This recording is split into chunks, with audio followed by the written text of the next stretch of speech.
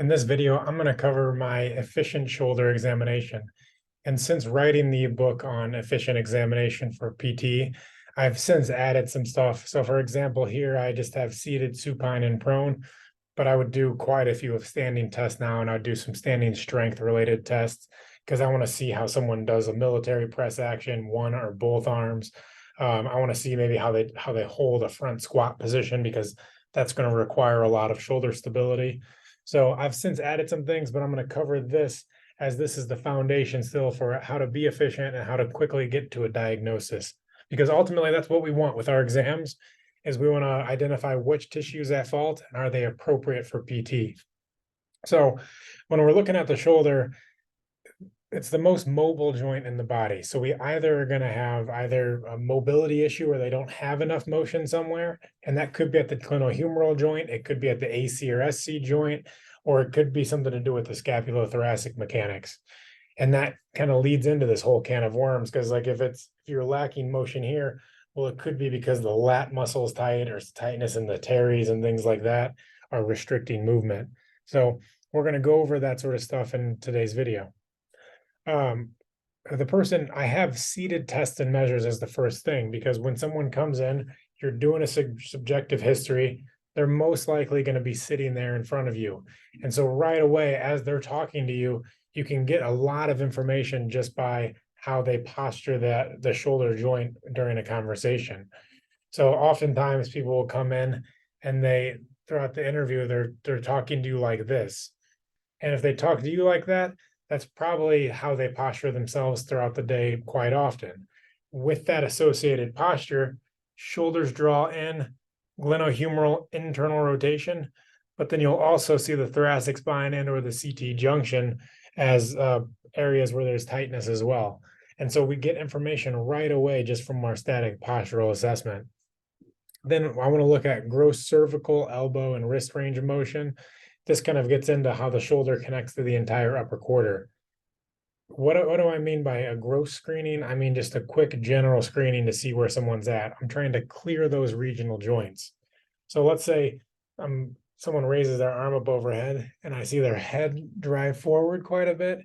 That tells me that there's going to be a disconnect between some of the shoulder muscles where the neck can't partner or couple with the shoulder. So we see this movement that I would call it dysfunctional motion. They can't isolate the components, so something's taking on too much stress or strain. So with my gross cervical exam, I'm looking at rotation side to side.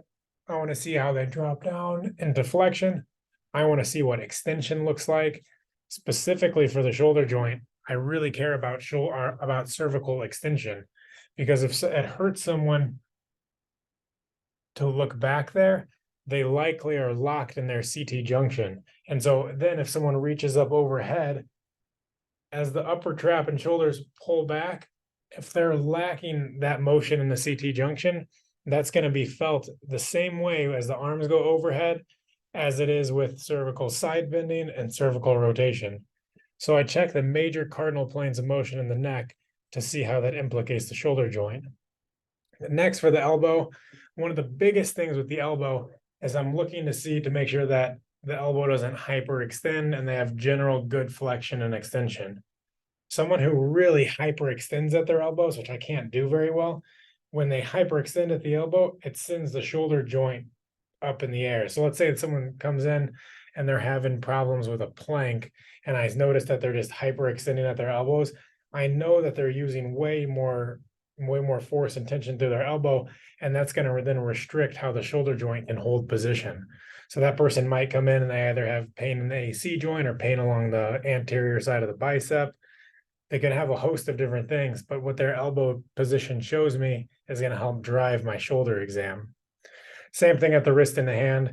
I usually am checking for sort of the weight bearing compensations, or maybe in a push or a pull type of motion. What does their wrist and hand do that their shoulder might not be doing? The example of the whole connection of here would be if I'm looking at shoulder external rotation, but someone drives that shoulder external rotation from a compensation at the wrist and hand, then it tells me that they're lacking pure shoulder external rotation and they're trying to compensate by probably using some elbow musculature there to do that movement. So then we've looked at kind of cleared regional joints, and then I want to see their shoulder active range of motion assessment.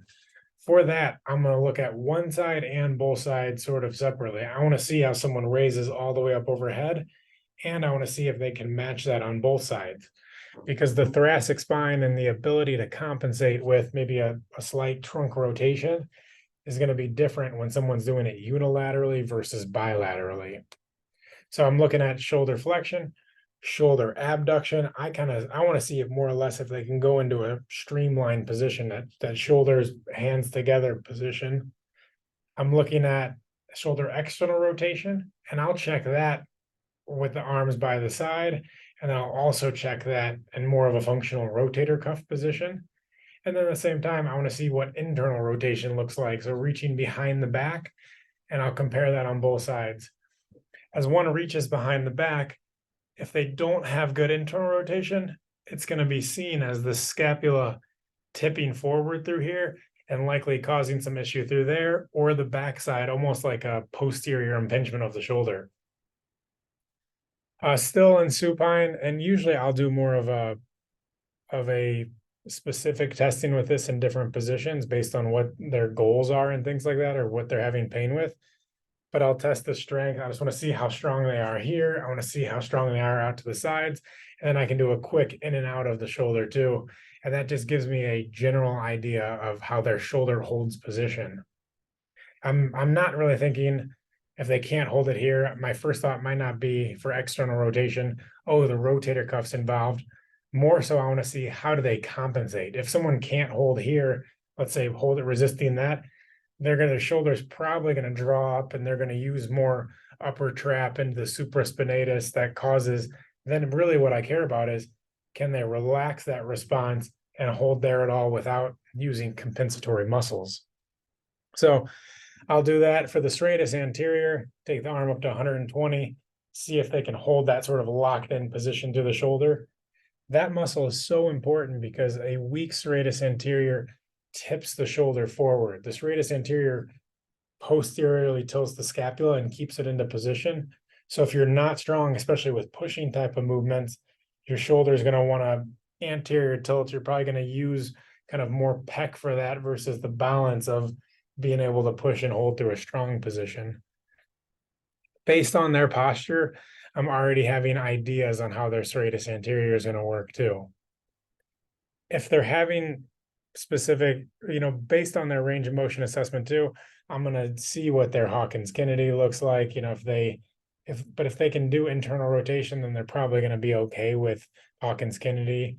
But kind of over pressuring the major movements to then see like if they're going to have any positive special tests. Next, when they're sitting there, I want to look at first and second rib assessment. And so that with that, you can get behind somebody and just sort of press down into that area. And I'm looking for the amount of spring there. But again, based on their posture of their CT junction, because the first and second ribs attach onto that C7, T1 area, I want to make sure if their posture is kind of more drawn forward this way, then I'm going to suspect more with that first rib not being able to move very well. If someone can show me good performance, all around to the shoulder blades, I am imagining that first and second rib are moving okay. Because if they're not moving okay, that's going to show up more in how their muscles are working. So I use these things to partner with each other to see how well someone can do something. And then lastly, movement analysis. I'll just watch from a scapular mechanics standpoint. How well can I'll stand behind them. How well can someone's shoulder blades move? Do they go, as they go up into flexion, can they posteriorly tilt and upward rotate? And then the same thing as they go back down. If I'm seeing significant dysfunction on one side or the other, that's going to cue me into what probably is feeding into their pain. So then next in supine, so I've done all the seated stuff and I have a really strong indication already of what's going on, because the seated things are going to be more sort of their functional position that they use their shoulder in. So then next I'm going to get them in supine and I can start confirming or I'm almost pulling back a layer, because if it hurts in sitting, well, in supine, most likely it's going to give me kind of a less loaded position to look at their shoulder. So in supine, I'll have them on their back and I'm going to just look at range of motion again there. I'm going to check out shoulder flexion because I want to see if they can get their arm equal, if they can drop their arm back onto the table. And that same thing, I'm going to bring the camera down here. As someone raises up overhead, I want to see how much the middle back moves with that too. You should see a strong core position as the arm gets up overhead. And if every time they're raising their arms overhead, if they're overextending their back, that's going to lead to some sort of scapular dysfunction. Next, I'm looking at upper limb tension testing. And this is, I'll do this pretty much on everybody just to see how tensioning down the chain impacts how well they can hold in their shoulder position. Now, this person might not even be coming in with nerve pain specifically, but I want to just test the entire chain, and I want to see how the performance of, let's say, that median nerve does as I put tension across it. What you might see is that even if they're not having nerve symptoms, as you put the median nerve under tension, the shoulder starts to drive up that way. And that same position might be seen in a plank where the shoulder starts to drive up there. So when you put the median nerve in a stressed position, you're going to see a compensatory pattern if it's a positive test. So I'll test those out, and I'll more or less I'll compare side to side because I want to see how much tension someone has on one side versus the other side. And these aren't going to be they're not always going to have radiculopathy or peripheral nerve pain, but I want to see how that upper extremity on one side just takes on a full end range stretch. That stretch at the same time is going to be an upper limb tension test. Specific testing, a second ago, I said we go from our layer 1 to our layer 2 supine testing. Here, I'm going to look at the apprehension and potentially relocation test if they're coming in with a report of dislocation. So if someone comes in and they say that this sort of, or they've dislocated or they feel unstable here, I'm going to be very cautious, but I'm going to retest that on the table to see if they have a positive apprehension relocation test. Also in supine, I'm going to look at muscle length testing. So we talked before about the lats reaching all the way overhead is going to give an indication of how much lat mobility there is, but then also the pec minor. And so if someone lies down on their back and their shoulders really tip forward like this, that's going to be an indication that there's tightness in the pec. And then that tightness is probably feeding in to how well the shoulder joint moves. And then so if they're really off on one side versus the other, I'm going to see how much can we get that to open up and how can we loosen up to the front of the shoulders. So how well the pec muscles, like how well the shoulders drop back, is going to be an indication of how well they can use their scapular muscles and sort of where strain goes through the shoulder. And then if they have limited range of motion on their neck screening, I'll do a more specific joint by joint cervical exam to see what levels and what sort of associated muscles are contributing to potential tightness. Lastly, I'm going to flip them over and have them in prone, and I'm going to look at the trap muscle strength, and I want to test that through different ranges of motion. So with the mid trap, they're kind of in a tease position. For the low trap, they're going to be in that wise position of the shoulder. And I want to see how well can they use their trap to help stabilize their whole shoulder girdle. You can do this more functionally. And in my clinic now, I'll have them hang from a pull-up bar, and I want to see if they can dead hang and engage their shoulder blades. So there's a functional connection to each one of these areas. So if they can't do the more functional test, then I definitely want to put them on the table and see how well they can hold a more isolated position. And then lastly, in prone, I'm looking at the CT junction and the thoracic spine, because the ability to move through the shoulder is going to largely be dictated by the position of the thoracic mobility. If I'm locked in sort of a slouch position and then I raise my arms up overhead, I'm going to hit a glenohumeral impingement much quicker than if I can stay tall through my chest with the core drawn in to get overhead. So the position of each one of these things is going to help. I probably, if they have full shoulder range of motion, I'm going to assume that their CT junction and thoracic spine are moving pretty well, unless they're getting that movement in somewhat of a compensatory strategy. So take home points here. The efficient exam is to help quickly get you to a diagnosis of what tissue is involved.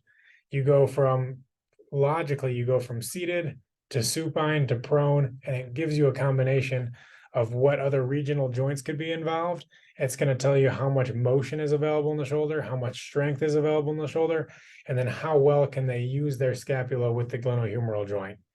That's the goal of the efficient exam. And by the end of it, if you do it properly, you'll have a diagnosis that you can tell the patient what's going on, and then also how to educate them with some home exercises and then other tips and things that they should do and then not do to get out of that shoulder pain.